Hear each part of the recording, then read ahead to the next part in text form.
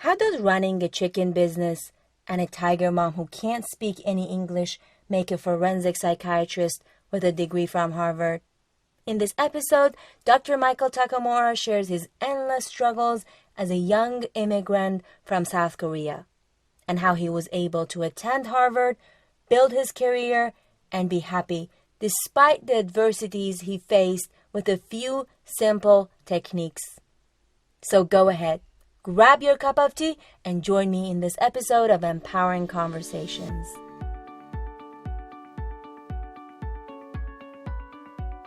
Hello and welcome to the Empowering Conversations podcast, a place to get inspired, challenged, and empowered by stories of immigrants who build their success from zero. I'm your host, Mehran.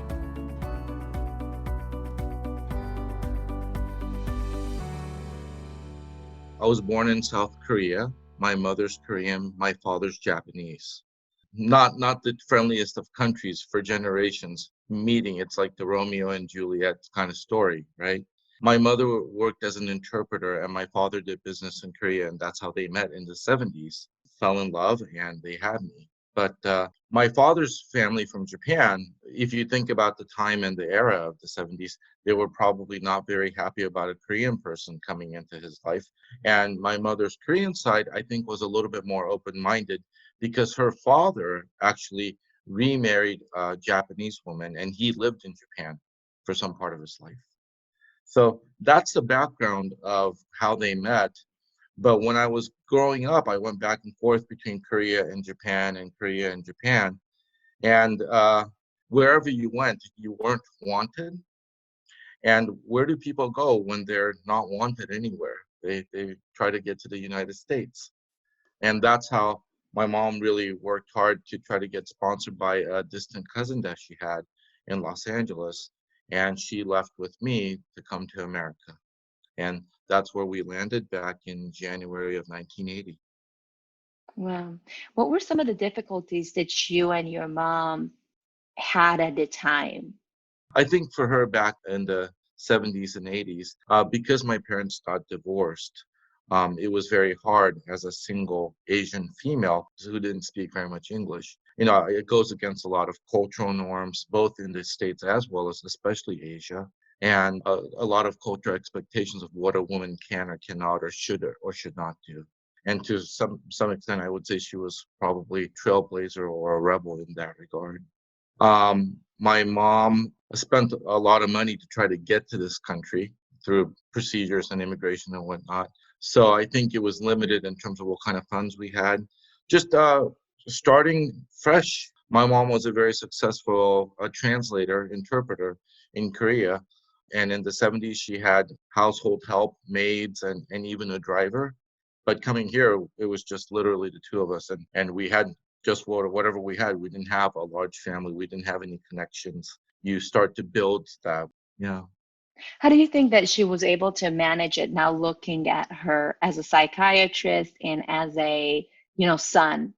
Mm-hmm. As I was kind of thinking about the kind of things you might want to ask for the story, I couldn't help but think about that movie, The Hunt for Red October. It's a movie, I think, from the 90s, and Sean Connery's a Russian, submarine captain. But he's talking to the American Alec Baldwin about how Cortez, the sailor and explorer, came to the U.S., and he basically burnt all of his ships down so that there was no way but to go forward. And the men can't say, hey, let's turn around and return home. And I think for most immigrants, by the time they get here, whether it's through refugee camps, whether it's through years of immigration, whether it's through, selling everything they have to get over here, there's just no turning back. And so when you ask how she managed, I think the common thread amongst all our stories is you just do. There's no other option but to move forward. So whether it's through hustling, whether it's through busting your butt and going to your neighbors for help, or whether it's finding out information on how to do this, how to do that, utilizing your kids to be the interpreters and navigate in the English system. She basically did whatever she had to do to get me in school, get me educated. She would have my father send some money over to help her financially. But back then, the exchange rate for the Japanese yen and the US dollar was about 260 to 300 yen per dollar. So it was literally a 3-to-1 kind of reduction. Only one third of what's worth for him was being sent over to us. And she would find whatever business opportunity she could do. She did a home daycare from our garage, where she fixed up the garage nicely to be able to babysit several kids. And in high school, she and I started a fast food chicken restaurant. We bought an existing one from actually a Persian family. Oh, And interesting. we took over, and we continued the restaurant for my days in high school until I went to college. So you helped out in the kitchen or in the Yes. restaurant? I did a lot of the bookkeeping, paperwork, cashier stuff, moving boxes. I now work with attorneys, and I do depositions and I do testimony because I'm what they call a forensic psychiatrist, dealing with psychiatry and the law. But I had my first experience of that at age 16 for a workers' compensation case. And my mom wasn't able to do the witness stuff because she didn't speak English and they didn't have an interpreter just readily available. So I, as the quote unquote manager of the small restaurant, I got to do a deposition at age, 16. And that was kind of my first entry into whatever legal stuff that I now find myself doing regularly at age 45. Kind of fun how life comes around full circle in ways you never expected. Did you enjoy doing it at a time, or did you just kind of have to jump in and help out mom?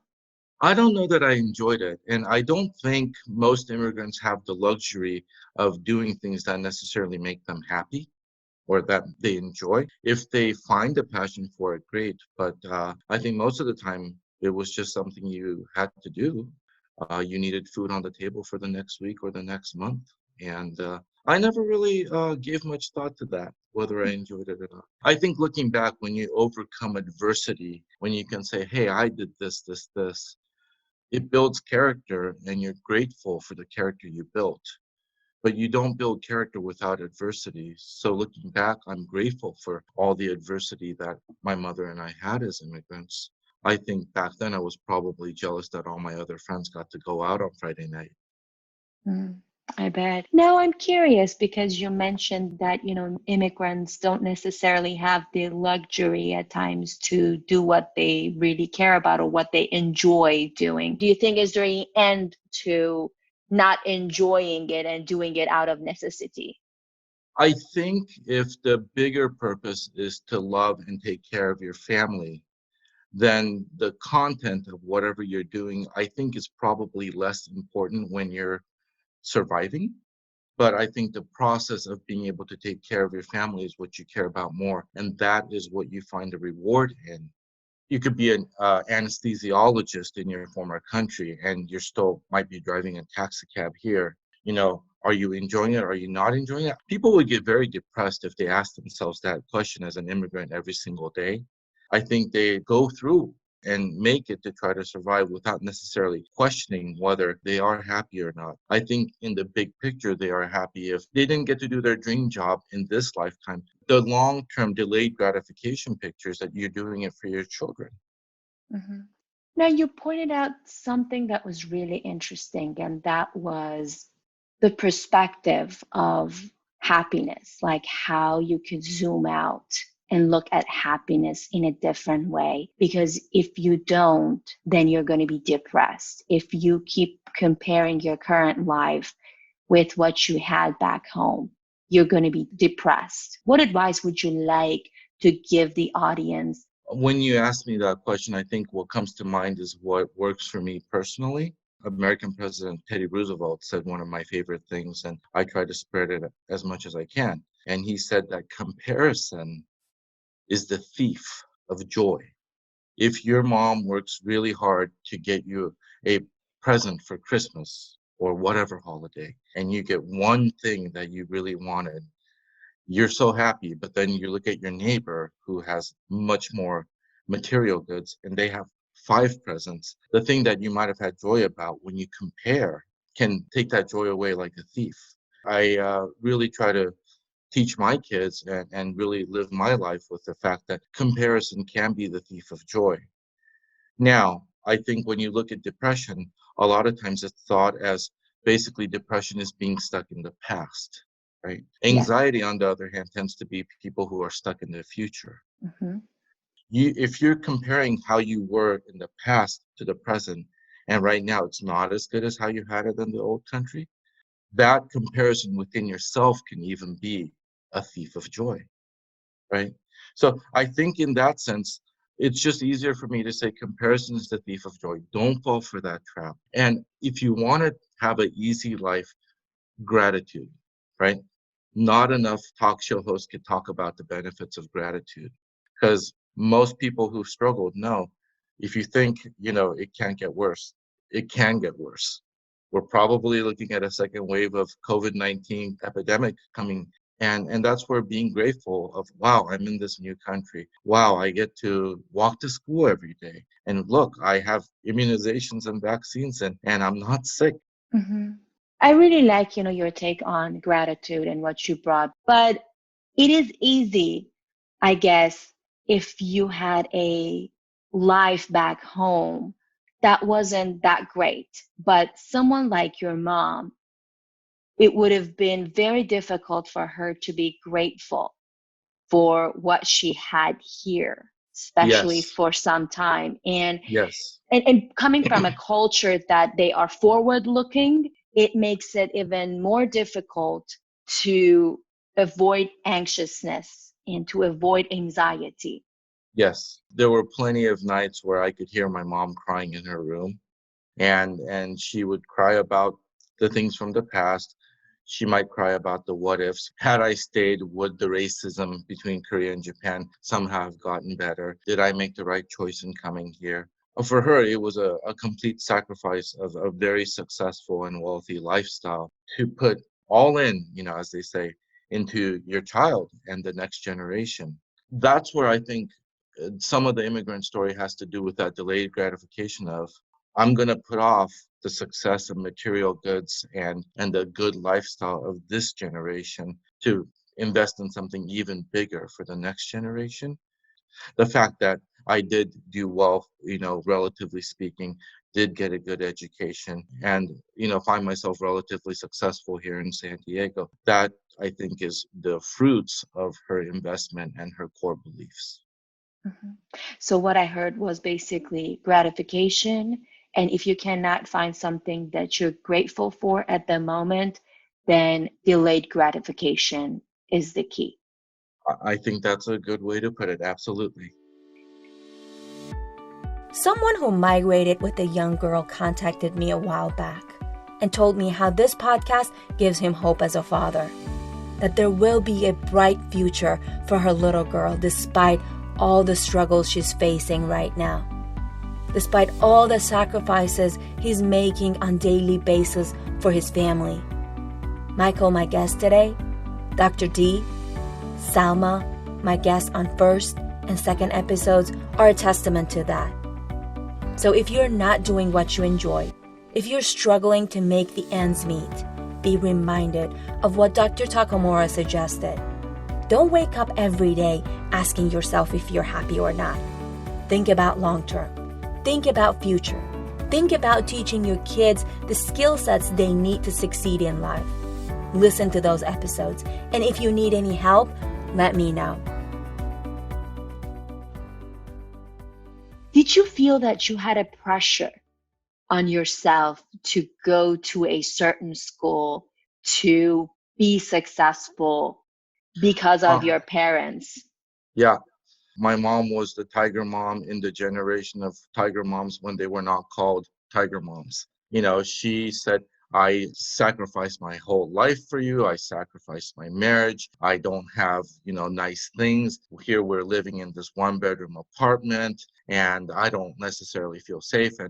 And I think a lot of immigrant parents probably give their children a lot of guilt because their children don't realize the amount of sacrifices that they've made to get them to this country. So my mom basically kind of brainwashed me in first grade or second grade, when other people were like, "Oh, Michael, what do you want to be when you grow up?" She said, "Oh, my son's going to go to Harvard and he's going to be a brain surgeon." Like, I didn't really have a choice in this. This was programmed in me from a very early age. And she thought about it. She's like, "Would he be a good lawyer? Would he be a good judge? Would he be a good businessman?" No, I think his personality, he'd be a good doctor. But if you're going to be a doctor, you might as well be the best doctor, whatever that means. She said that, and then the Korean newspapers would have scores of kids that got perfect scores on SATs, and they'd write little articles about them. And she would be like, clip out the newspaper article, and she would tape it to my desk, and she would say, "Look at this guy," or "Look at this girl. I want you to try that hard." She had the full brainwash propaganda machine going for me, so I didn't really have a choice. I think what I did do right was that if I rebelled very mildly, because I knew that as a single mom, with everything that she had sacrificed, had I really pushed it too much, she would break. And I couldn't go there, right? Because she's my only parent and she's my only family. Eventually, I think her goals became my goal, whether through successful brainwashing or not. And I did want to go to a good school, and I did well in school, and I thought, why not? I think the hardest part was leaving Orange County to go to Boston. I remember feeling jealous because all my other friends would get their parents to drive or fly to the colleges to check them out, whether they went to North Carolina to check out Duke or University of Illinois, Chicago. They would fly them out and go look at the dorms and whatnot. And my mom and I had the chicken company, like I might get to look at Orange Coast College right up the street, but we're not going to fly out to any, university. She's just like, you're going to go, and you're going to go with the one that gave you the best financial aid package. And Harvard cost me $900 as a freshman back in 93. Wow. Right. So it was a no-brainer, but it was hard because I landed in Boston. I had never been in Massachusetts. I have like 5 different suitcases with me, and bring it all along those cobblestone streets in Cambridge, and ended up in a dorm. So you have all these images of high school kids in little suits and little bow ties and all that. But, I came from a public school in Orange County. My roommates were all public school kids. And we might make fun of the guys from private school because they seemed very polished and a little bit stuck up. But I was really grateful because even at college, I would do the summer camp and do all the cleaning for the restrooms. All the bathrooms, they call it dorm crew. I would have 2 or 3 jobs, whether it be at the library, putting books back, or whether it's tutoring, being a summer school counselor to just get the free housing as well. You're not afraid to take risks because you don't have anything to lose. Just like Cortez already burned the ships down, you just have to go forward. Paradox of choice, right? When I Yes. talk about that, that's like Netflix. What do people do? They spend half the time on Netflix thinking about what to watch on Netflix, as opposed to just watching it. Well, the gift that immigrants have is that they don't necessarily have the paradox of choice. So they can either go forward or just not go, but only their memory will take them backwards. My children will probably struggle with, well, what do I really love, and what do I really want to do? And they'll really, really probably struggle with that. I guess I'm grateful that I didn't have that particular struggle because I just had to do. I'm really grateful to be a first generation immigrant and go through some of those language or cultural or economic struggles of an immigrant, because I developed that inner gut strength that, you will not be defeated by life because you know that you could rebuild no matter what. I'm grateful for my experiences and hardships because it gave me that inner confidence. Now, you talked a lot about gratefulness. Are there anything that in your life that you regretted, that you look back and you say, I wish I did this, or I wish I did this more of or less of? Any regrets you have? The one main one, but again, you know, based on what I'm telling you, I don't have a regret, but it sure would have been nice. When I graduated college, I received something called a Fulbright scholarship. And it's a scholarship where you could go abroad and study at another country and do a research project for a year. and then you come back. I decided to go the medical school route as opposed to like a business route. I really thought about the Wall Street and investment banking route because I spoke Japanese and Korean, and that would be very important, especially for the 90s and the East Asia businesses. But I said, let's go the medical school route. So I applied and I got in. I did get that Fulbright scholarship, and I could have maybe waited a year before starting medical school to go do a year abroad for the Fulbright. But back then, again, my mom had become a live-in nanny after I went to college because she couldn't manage the fast food chicken business without me. So she was a live-in nanny to two young boys, and she did that for 4 years. And I felt back then that it was too selfish of me to not just hurry up and go to medical school and finish medical school and residency to become a full-fledged doctor, that I basically declined once I got accepted for the Fulbright program. I've looked back and thought, wow, that would have been really nice had I been able to accept it and complete it. On the other hand, that's water under the bridge. That's the past. And that's something that hopefully, if my children want to take such an endeavor, they may have the luxury to do so. I certainly don't think about it too often. You made a decision based on what you had at the time. Well, and for me, it was more worth it to get to my goal to support my mother so that she wouldn't necessarily need to continue to do this. So during third and fourth year of medical schools, I took out as much of the loans that I could to the max because I didn't need the loans to the max, but I took them out to send money to her so that I could start supporting her. And I've supported her since third year of medical school, so that would be since 1999. Wow, that's beautiful. Did you wish that your mom did certain things at a time? Because I want you to think about that. A lot of the people who are listening to you, they're Yes. parents, right? What did you wish that your mom knew or was aware of? I think as an immigrant and as somebody who sacrificed everything, she wanted to see me succeed, especially scholastically or academically. I would wish that she had allowed me to venture forward at different things and allow myself to fail more. Because I was afraid to fail, I achieved good grades and I worked very, very hard.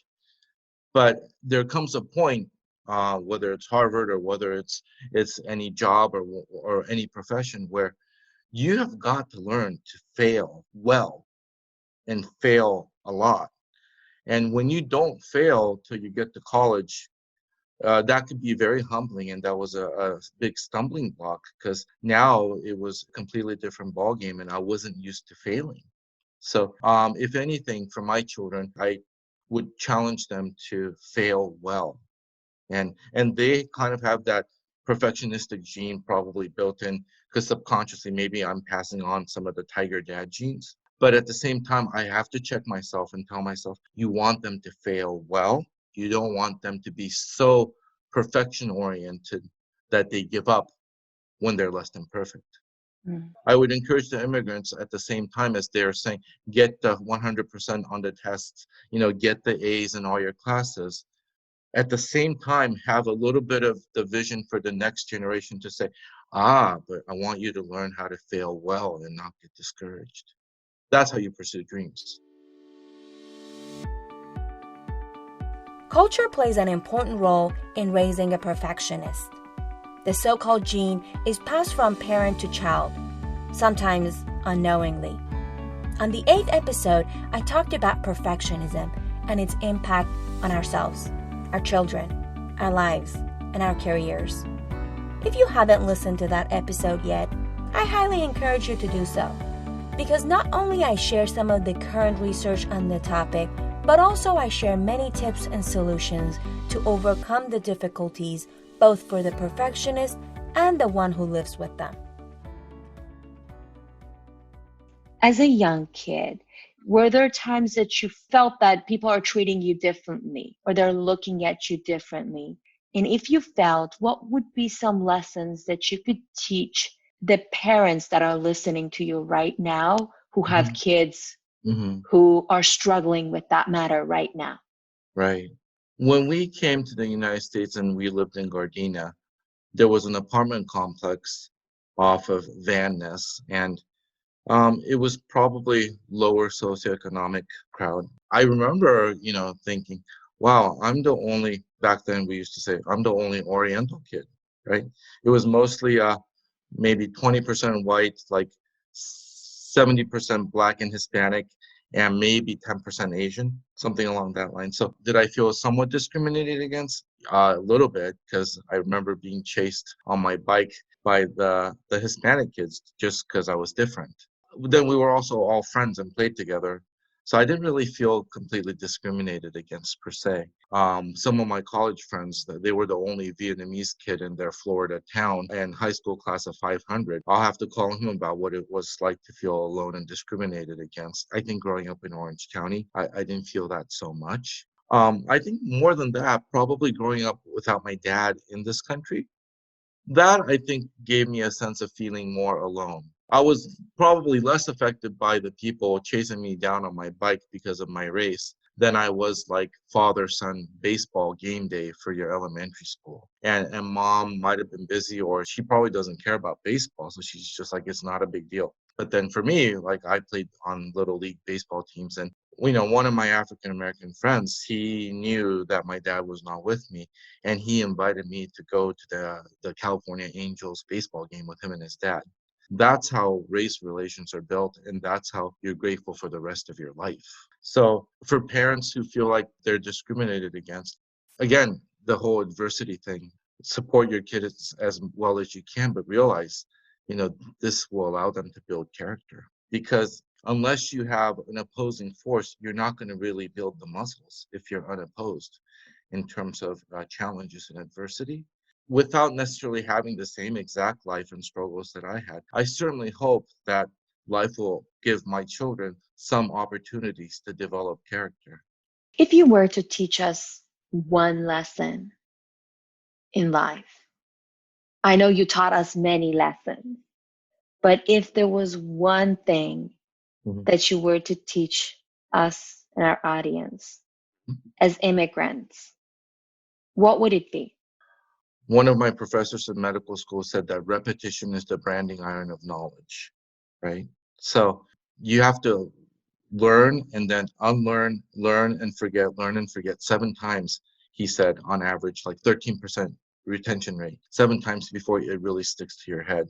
So as much as I sound like a broken record, and as much as I sound cliche to myself, don't compare. It's the thief of joy. Be grateful, be grateful, be grateful. Adversity builds character. Don't aim for necessarily an adversity-free life, right? Depression is being stuck in the past. Anxiety is being stuck in the future. Focus on today. And, if you're grateful, then you're not thinking about, am I happy? And sometimes the best defense is a good offense. Now, can you tell us a little bit about what you do and how can our audience connect with you? Well, to a certain extent, I hope they never need to connect with me. I do adult psychiatry, which is an MD. I went to medical school. And so I have a practice here locally in San Diego. But the subspecialty I do is forensic psychiatry. That's not CSI, that's more like law and order, right? I have an office at the Hall of Justice downtown at the courthouse, and they've been closed for the past month and a half. But we have a clinic there where we evaluate mostly criminal cases, inmates, with any particular psychiatric question that the judge would have. So I do a lot of inmate evaluation at the jails. For your audience, I hope you don't need me, but if you ever have any questions, I maybe could field something. The civil side, I still hope they don't need me, because I do a lot of disability evaluations between two opposing parties. So if you're at work and you get injured and you file a claim, but then the insurance company denies it, then there's a dispute. So I become the medical legal person to write a report that the judge could see that will hopefully resolve the dispute. And again, I'll be happy if you never had to come see me, but that's the civil and criminal side of my life, just as there are civil and criminal law. So that's what I do. So, and if you could just give me the information so that I could put it on the show notes in case that one of our audience really had to, meet you. We hope none of Oh, them have to, but if they need to, right. and So I'm listed in Poway, Michael M. Takamura, Takamuramd. And our office phone number is 858-592-6644. I love our practice because you don't have to dial 2 and then push 8 and push pound. You don't have to do any of that. We actually have live people. We have Beverly, we have Tara, we have Glenna, and they answer the phone for the 4 doctors. And I love how we have a very, very small, like country feel to our practice. thank you very much, Michael. Thank you for your time. Michael taught us many valuable lessons. One of my favorite was the story of Cortez, the sailor. What was your favorite part? Was it comparison is the thief of joy? Or how gratitude can change your life? Or his vision for adversity? In the comment section, tell me what was your favorite part. And what did you wish I asked Michael? And while you're at it, write me a review. Tell me what you liked and how I can improve. Write me in any language you feel comfortable with. But write me. I'll find the translator. Until next week, in another successful immigrant story, stay home, stay safe, and stay tuned. And as always, thank you for listening and sharing our podcast. You, my audience, mean the world to me, and I know I will see you and your friends in the next episode of Empowering Conversations.